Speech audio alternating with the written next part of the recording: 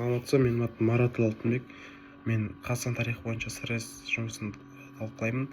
Мен таңдаған кітап ол Смағұл Елубайдың Ақбоз үй кітабы болып табылады. Роман осы Пахраддин кісі атты кісіден басталады.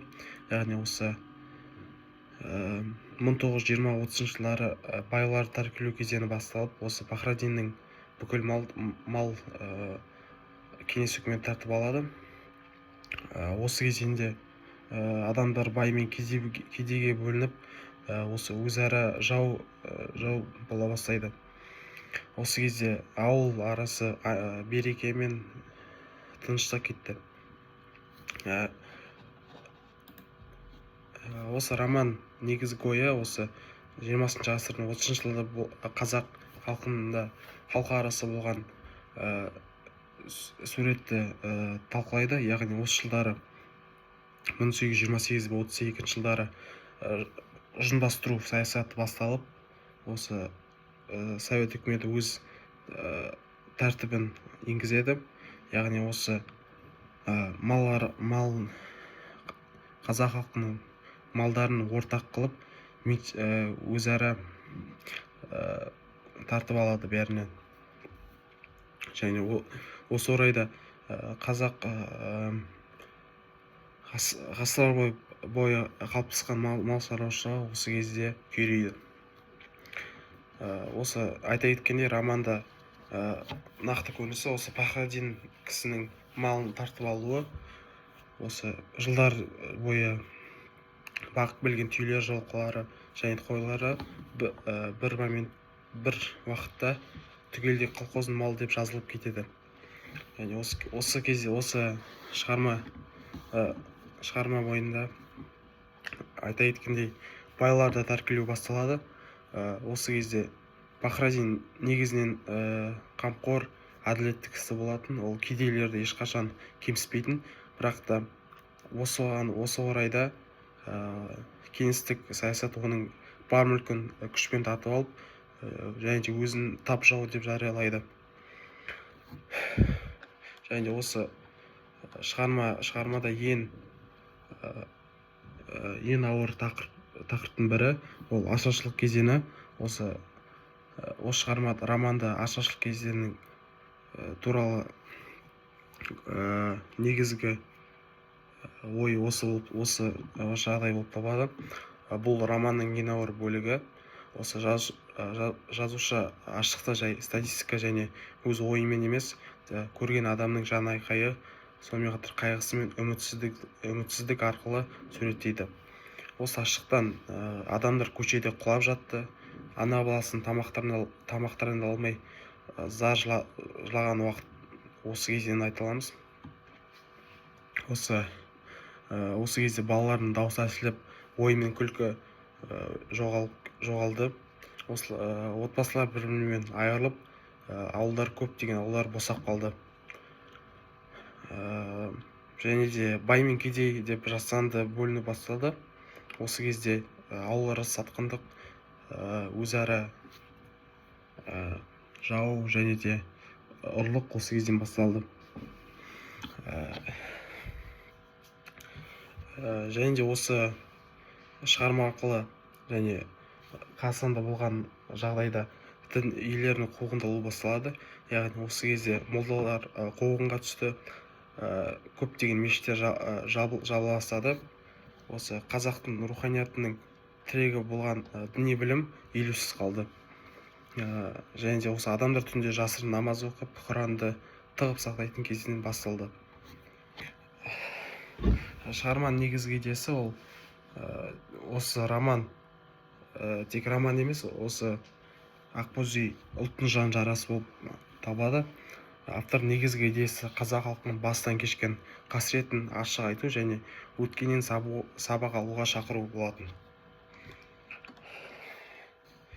Автор көтеретін мәселелер олар тоталитарлық жүйенің зорлығы, яғни осы кеңес үкіметінің қатыгездігі әр адамның және әр отбасының өмірін ойрандады. Осы жазушы биліктің саясаты қарапайым халықтың тағдырын қалай жаншыл тастаған дәл бейнелеу болып табылады. Екіншіден, ол дәстүрлі қоғамның күйреуі, осы ғасырлар бойы қалыптасқан тәртіп, әдеп, салттар көптеген жойылып бастады. Осы Фахраддиннің әулеті осы рухани құлдыраудың символы болып табылады. Және де осы үшінші айта кететін зат, ол адамдардың бір-біріне өшіккен кезеңі, яғни осы жаңа билік бай мен кедей деп бөлінген соң, ағайындар арасы көптеген сенім жоғалып, күдік пен жаулық туыла бастады. Және осы шығарма арқылы адамдар адамгершіліктің азаюы, осы аштықтан, қорқыныштан және үрейден адамдардың мінезі бұзылды. Осы жазушы бұл құлдыраудың себебі адамдықтың жамандықтан емес, ол заманның қыспағанының екенін түсіндіреді. Және де тағы айта кететін зат, ол махаббат пен үміттің жұтылып кетуі, яғни осы Шеге мен Хансұлу махаббаты осы заманның қыспаған, жете алмаған бақыттың символы табылады. Енді кейіпкерлер туралы айтатын кетсек, бізде ең басты кейіпкер ол Фахраддин болатын. Ол текті, парасатты, дәулетті адам болатын. Ол аурасы, оны көптеген адамдар құрметтейтін болатын. Осы қазақтың дәстүрлі көшпелі қоғамның соңғы тұяғы деп айтсақ болады. Және де ол әділ, кең, жомарт болатын. Бірақ кеңестік саясат оның әулетін бір моментте құлатады. Осы Фахраддин ұлт трагедиясының символы деп айтсақ болады.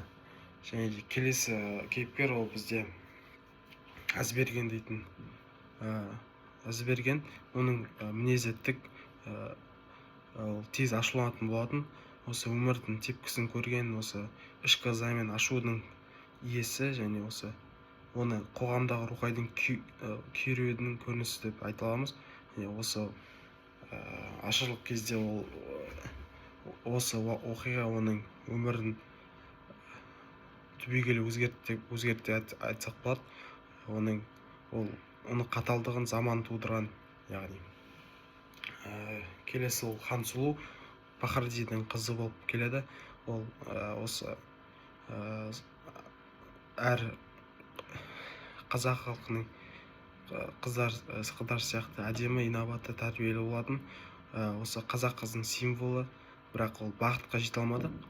Оның тағдыры сол кезеңнің нәзік қыздарының трагедиясы деп айтсақ болады. Келесі кейіпкеріміз ол Шеге. Ол кедей отбасынан шыққан, бірақ адамгершілігі биік болған жігіт болады. Ол махаббатқа шынайы болған, осы Хансұлуға адал, және бірақ та осы алайда заманның қысымы оның да өмірін өзгертеді. Келесі кейіпкер ол Жақай. Ол өте көңілді, әзілқой, бірақ көптеген халық сияқты оның ішінде қорқыныш көп болатын. Осы сол дәуірдің жастарына тән бейне деп айтсақ болады. Соңғы кейіпкер, басты кейіпкер ол Балқия. Осы шығармада жас тоқал көрінгенмен, ол өмір ауыр, еркіндігі жоқ, және осы заманның құрбаны деп айтсақ болады. Осы қазақ елінің қайғысы мен шарасыздықтың бейнесі деп айтсақ болады Балқияны. Енді шығармадағы салт дәстүрлерді айтатын кетсек, осы шығарма Ақбоз үй романы көптеген салт дәстүрлерді айтады, бейнелейді. Осы романда қазақ мәдениетін көркем суреттелген ол керуен кеші болып табылады, және көшпелі тіршілік, яғни осы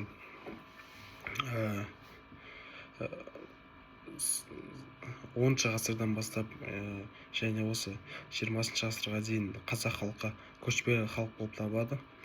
Осы кезеңде көптеген қазақ халқы мал шаруашылығымен айналысқанымен, осы көптеген көшу қону көп болатын. Осы кезде сол керуен кеші және осы көшпелі тіршілік анық шығармада бейнеледі. Және де осы жайлау мен қыстаудың көрінісі көп айтылады.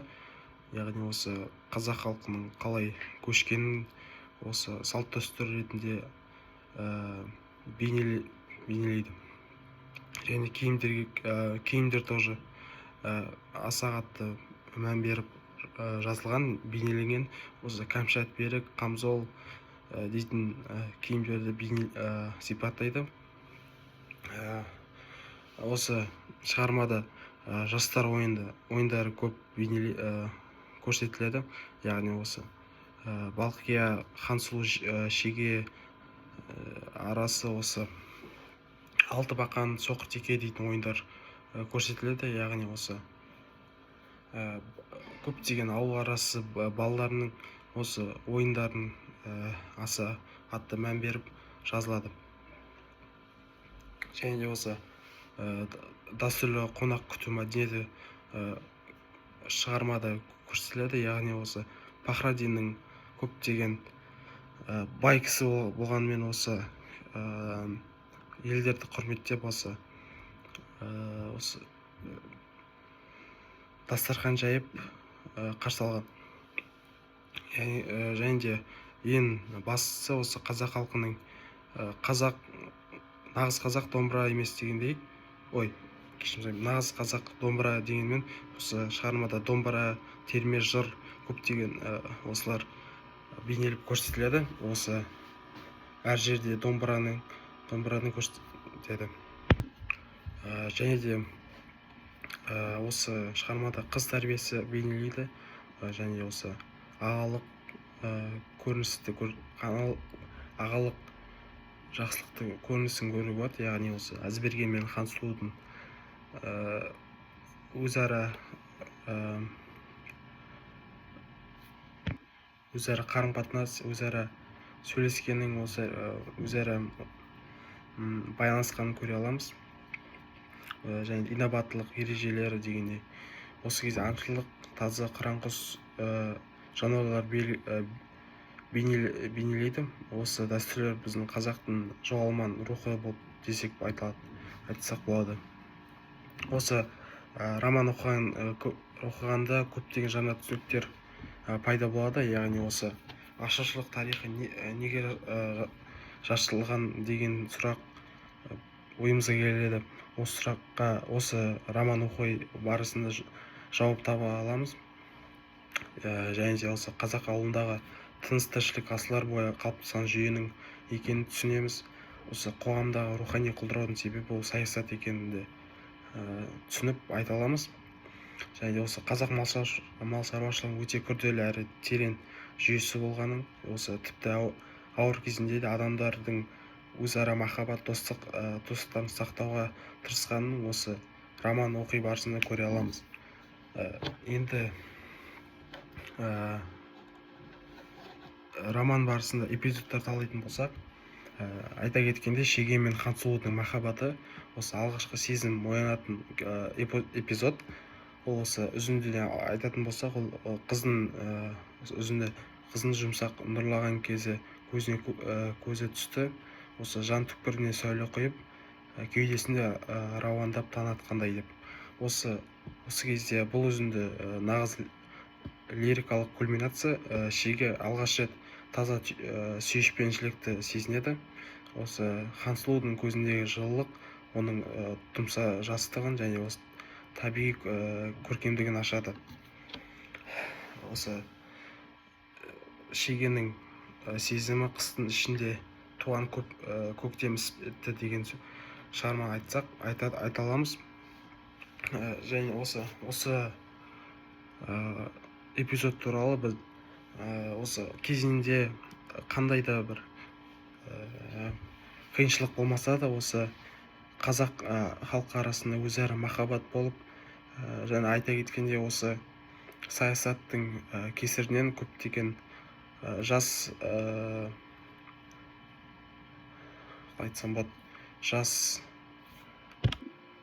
яғни осы сол кездерде саясаттың, осы жастардың махаббатының қайғылы болуының осы бір себеп болғанымен, бірақ осы шығарма арқылы Шеге мен Хансұлу арасы сүйіспеншілік пен махаббат болғанын көре аламыз.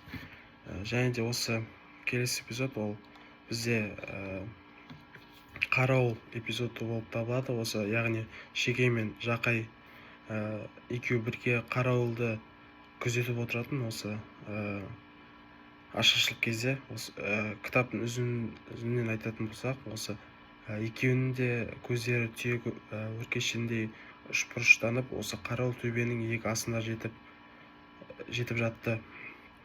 Осы яғни осы эпизод талдайтын болсақ, ол эпизод осы кеңестік кезеңдегі ауыл жастарының қорқыныш пен батылдығының арасында өмір сүргенін дәл көрсетеді. Осы қап-қара түн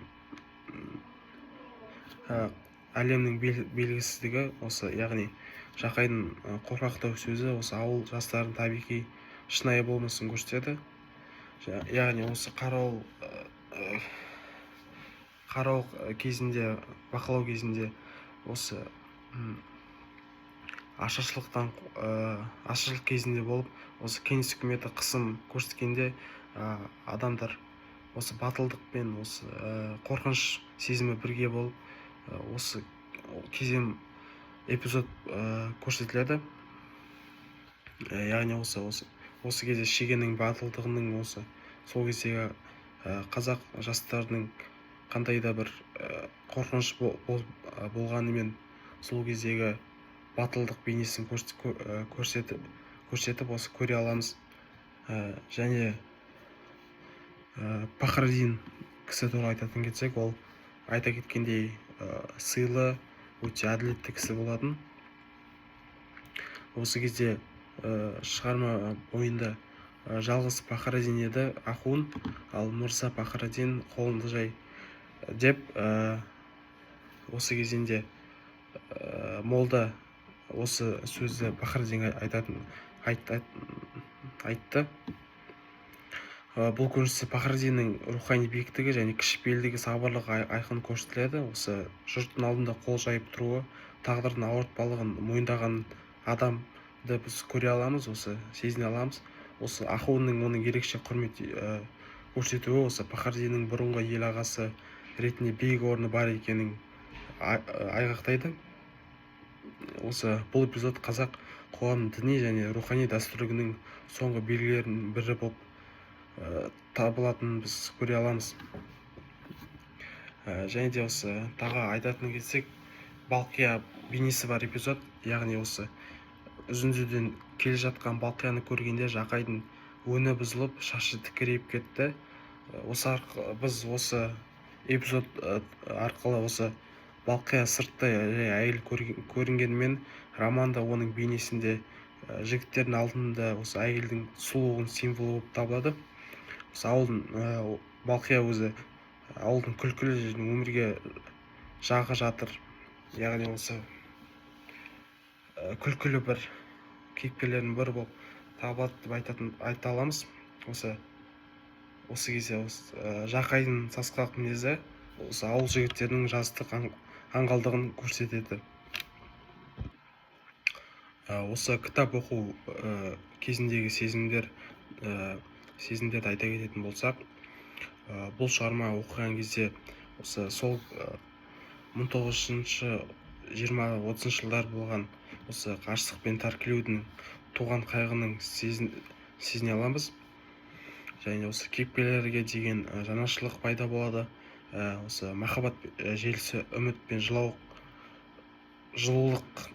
сылайтынын көре аламыз. Осы кезде заманның қыспағына келгенде ыза мен өкініш тудыратын сезім болады. Және осы соңында осы жүрек ауыртпайтын ұлттық трагедияның салмағын сезе аламыз.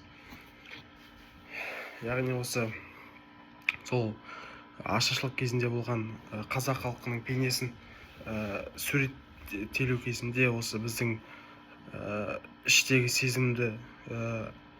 сезім қандай да бір сезім бар екенін сезе аламыз.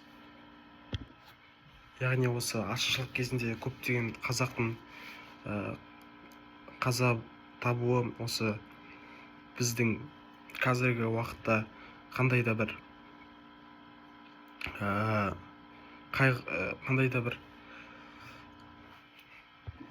осы кездегі қайғыны сезіп, сол кездегі қиындықты түсіне аламыз осы шығарма арқылы.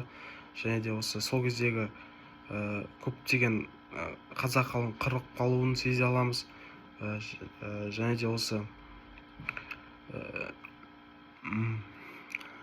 кіші қазан саясаты ретінде осы ашаршылық пайда болып, осы кездегі ауылдардың көптеген өзара қарым-қатынастың жамандығын көре аламыз. Осы айта кеткенде жастардың көптеген махаббаттарын соңына дейін бармай және осы айырылып және қиын кезеңді түсіне аламыз.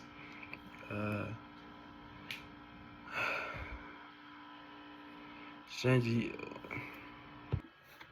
осы жаңа айта кеткендей шығармада салт дәстүрлердің берілуі өте маңызды болып табылады.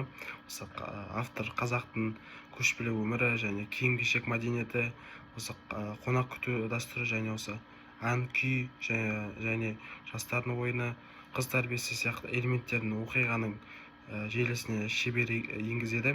Осы бұл дәстүрлер қазақ рухының өшпегенін дәлелдейді. Осы әсіресе көш кезіндегі түйе қоңыраудың сыңғыры, осы ауылдағы кешкі ойындар мен алтыбақан, терме, домбыра дегендер осы барлық ұлттық болмыстың әсем көркісіне айналып, осы шығарманы қандай да бір көркемдетеді. Осы ашаршылық суреттері осы романда ерекше және әсерлі, өте ауыр беріледі. Осы автор аштықтың тек физикалық емес, осы рухани қасірет екенін көрсетеді. Осы аштық адамдардың ар-намысына, мінезіне, болмысына зор әсер етті. Осы бір тілім нан үшін адамдардың адасуы, осы өз баласын тастап кетуге мәжбүр болды. Осы кезеңді осы шығарма қатты бейнелейді. Осы көріністер оқырманның жанын ауыртады. Осы Смағұл Елеубайдың ашаршылықты көркемдікпен жаппай халық трагедиясына айналдырып, осы оның әрбір қырын, әрбір психологиялық күйін дәл береді. Осы аштық романдағы ең өткір және ең жаралы тақырып болады. Осы Ақбозай романы оқыған адам осы қазақтың 20-30 жылдардағы тек осы өмірін тек тарихи тұрғыда емес, осы эмоциялық, рухани тұрғыда сездіреді. Осы жазушының шеберлігі оқырманды сол дәуірге толық енгізіп, әр кейіпкердің жан жарасын сезіндіреді. Осы романда әр болған эпизод осы бір тарихи құжат сияқты, яғни осы әр диалог елдің жан айқайы болып табылып, осы әр кейіпкер бүтін бір ұрпақтың бейнесі болып көрсетеді. Осы шығарманың оқығаннан кейін көп адам Қазақстан тарихынан бұрын білмеген жаңа дүниелерді түсініп білуі мүмкін. Осы мысалы ашаршылықтың себептері тек табиғи емес, осы жасанды саясатқа байланысты бола алатынын және осы байларды тәркілеу қазақ қоғамының құрылымының бұзғанын және ұжымдастыру халықтың ең негізгі асыраушысы, яғни осы малды жойғанын терең түсіне алады оқыған адам. Сонымен қатар қазақ дәстүрлі тұрмысының қандай да бай болғанын, осы көшпелі өмірдің өзіндік заңдылықтары мен ауылдың бұрынғы мәдени шырайын осы роман арқылы біз жан-жақты көре аламыз.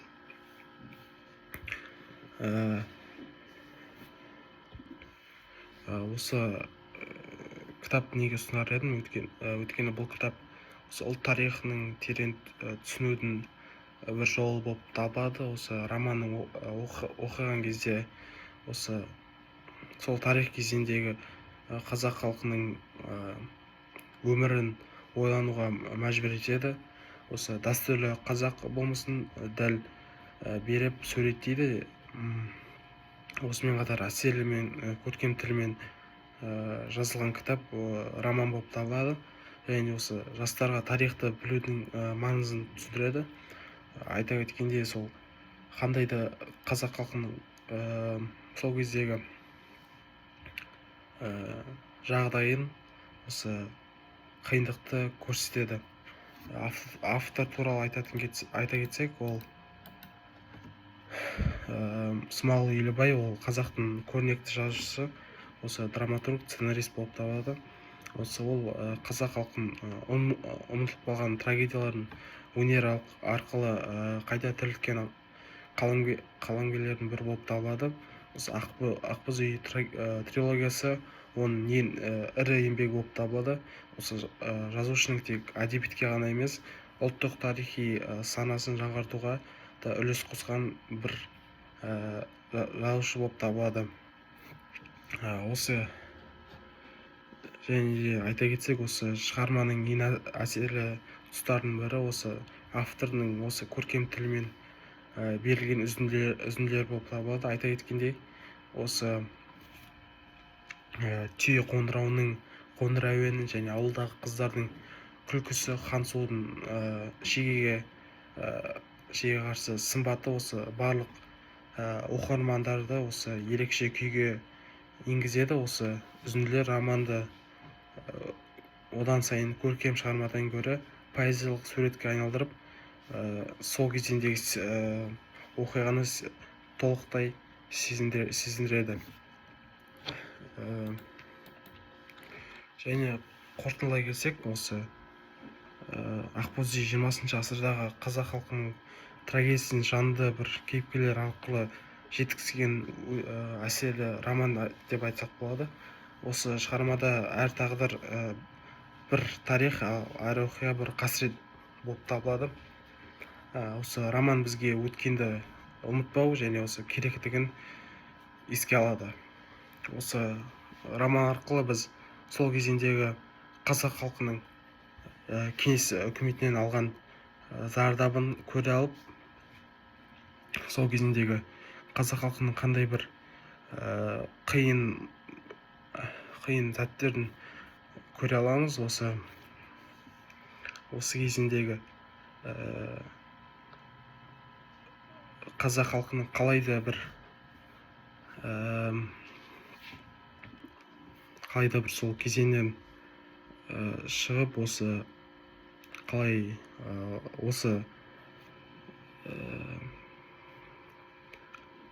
ата бабамыз қалай сол кезеңмен күрескенін осы роман арқылы көріп, сол кезеңнің қиындығын аса қатты түсіндіріп, сол оқиғаны ұмытпауға апаратын дәрежетін бір кітап, роман болып табылады.